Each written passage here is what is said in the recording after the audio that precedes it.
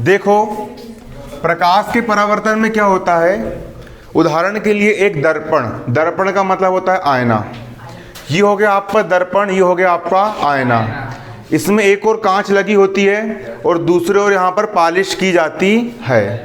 अब जैसे प्रकाश की किरण आती है, जैसे ही सनलाइट आता है तो प्रकाश की किरण आई और जैसे दर्पण पर टकराई, टकराने के बाद उधर साइड नहीं आती वो, बल्कि वो हवा वाले माध्यम से आई, इधर चल के आई, दर्पण पर टकराई और टकराने के बाद वापस उसी माध्यम में लौट गई।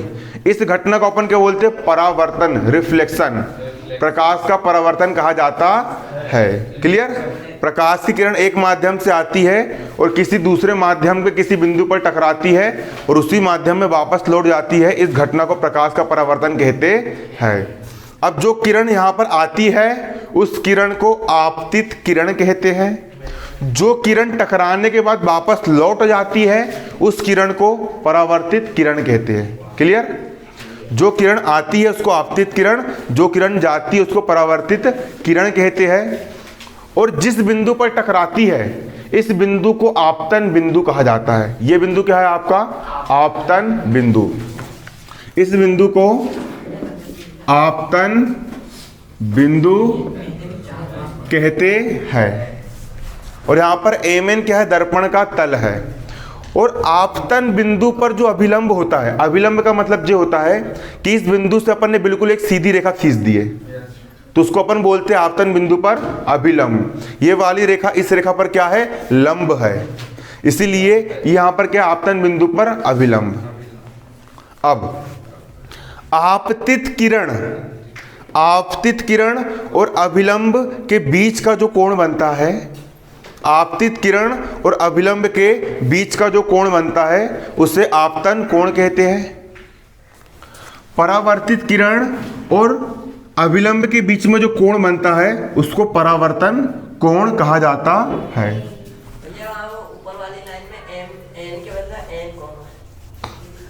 अरे समझ ले, कहाँ तू जो लिखा है लिख ले, है ना? लिखो। हाँ देखो समझो अभी यहाँ पे, है ना? पहले समझ लो, कुछ भी लिखो सही आता है। Mn लिखो चाहे अपन A भी लिखो, सब सही है ना? ये अपने पर डिपेंड करता है अपन को किस बिंदु से दर्शाना है ना? यहाँ पर आप चाहो P भी लिख सकते हो।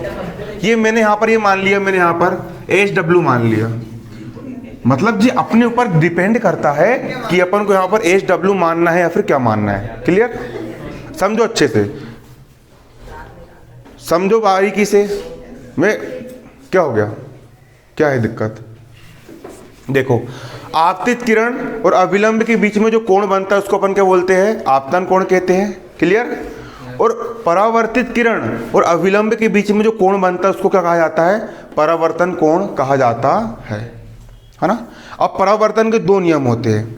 आपतन कोण का मान हमेशा परावर्तन कोण के मान के बराबर होता है। अगर इसका मान 40 है तो इसका मान भी कितना होगा? 40। इसका मान 50 है तो इसका मान भी कितना होगा? 50। आपतन कोण का मान परावर्तन कोण के मान के कैसा होता है? बराबर होता है। बन जाएगा इतना?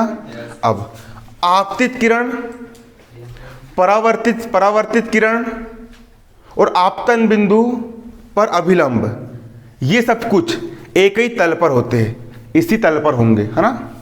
आपतित किरण, परावर्तित किरण और आपतन बिंदु पर अभिलंब सभी एक ही तल पर स्थित होते हैं। चलो अगला क्वेश्चन लिखो। गोली दर्पण लिख लिया आपने? हो गया था। आवर्धन भी हो गया। लेंस की क्षमता हुआ कि नहीं? क्वेश्चन लिखो, लेंस की क्षमता से आप क्या समझते हो?